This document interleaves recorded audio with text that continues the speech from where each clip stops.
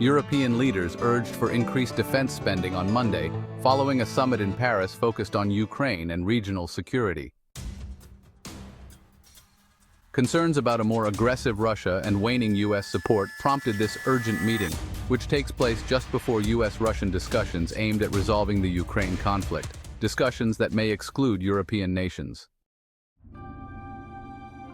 The summit, initiated by French President Emmanuel Macron, highlights a shift in relations between Europe and the U.S. under President Donald Trump.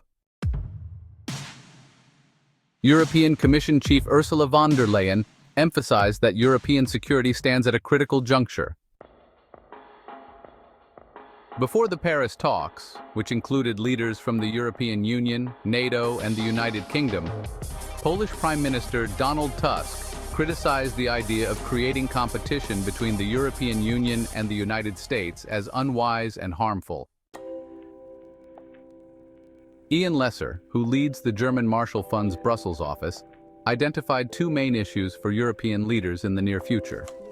He stated that the focus would be on supporting Ukraine, especially as the United States might reduce its involvement, and preparing for a possible settlement or ceasefire. The second, more serious concern is how Europe can ensure its own defense as the United States may become less involved in the coming years.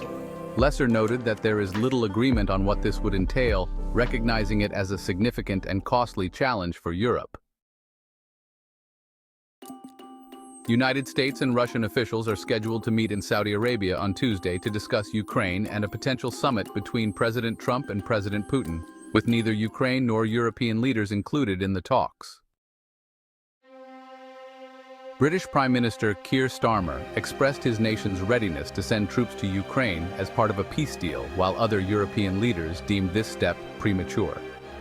Meanwhile, Hungary's foreign minister, close to both Russia and the Trump administration, argued that the Paris discussions hinder efforts for peace. During the meeting, leaders also explored ways to boost Europe's defense capabilities and support Ukraine.